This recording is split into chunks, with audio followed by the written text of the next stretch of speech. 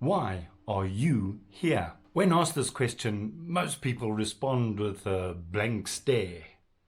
You know, that look of a deer caught in a car's headlights. And as a facilitator and trainer, I often am standing in front of a class and I get the opportunity to drop the bombshell on them. People's reactions are so similar, they can be classified into three general responses.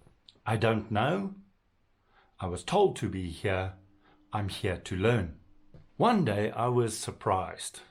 A class turned the question on me and asked me, why should they be there? Why should we be here? And in an instant I knew if I messed up the answer, I would lose their respect and attention for the whole duration of the course. The pressure was on. Since then, I've heard the same sentiment echoed in many circumstances, many learning situations, relating to business growth and development. I've even had my own 10-year-old daughter challenge me with, why should I study? The truth is you don't have to. You don't have to learn or put effort into your personal or business development.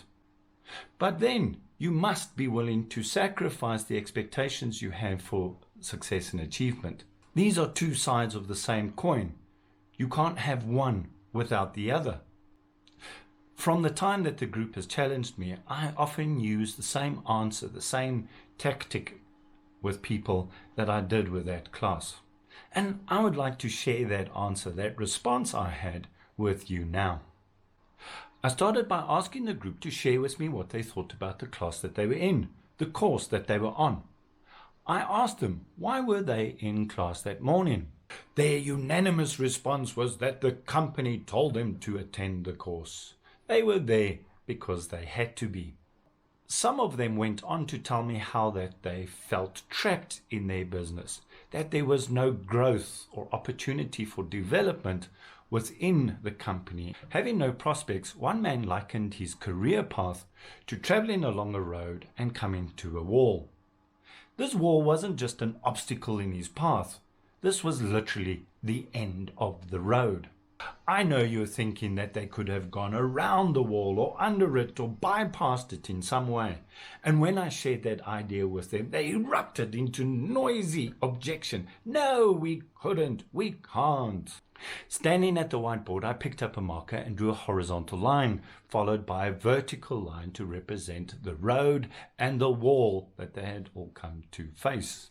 I drew a little stick man at the base of the wall to represent them being stuck face to face with this wall with nowhere to go.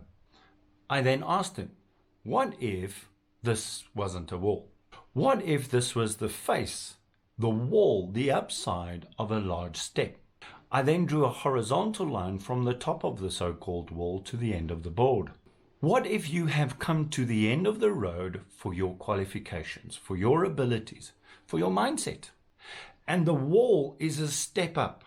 It's a call to raise your standards, to raise your qualifications, to change your attitude in order to stand at a new level and see a new horizon. What if you cannot move forward without first moving upwards? Standing at the top of the wall will give you a new horizon, the opportunity to view a beautiful new future. First, you have to get onto the new step. The distance between the level that you're standing on and the top of the wall represents the amount of self-development needed. You have gone as far as you can with what you have, and you need a personal upgrade to rise to new horizons. Whether that is a need for knowledge, skills, attitudes, or beliefs depends on your personal situation, depends on your personal mindset. It's a vertical climb to get to the top of the step, which represents the effort that's required in order to make the change and development. You won't just magically rise to the top without any effort, and you certainly won't get the rewards without any change. Standing at the base of the wall forces you to make a choice.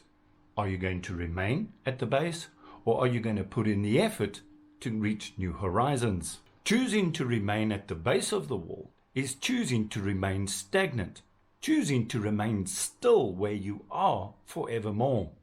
That is going to make you stagnant, where you will deteriorate because of the lack of movement. The reward for stagnation is decay. Choosing to level up is to choose effort, to choose development, to choose growth, a new vision, new horizon, with all the rewards that comes with that. With an intelligent and a balanced mixture of planning and self-development, you can ensure that your growth is both effective and meaningful. You choose to grow on purpose so that you can live on purpose. iLead is a community focused on personal, business, and vision development so that you can grow on purpose in order to live your purpose. If you like what you've heard here today, please click on the like and subscribe button, and in the description is a link to the website. Come and visit, join iLead, and get the growth and development that will grow you to a new horizon, will give you the opportunity for a new vision, will give you hope for tomorrow. I hope to see you there. Bye now.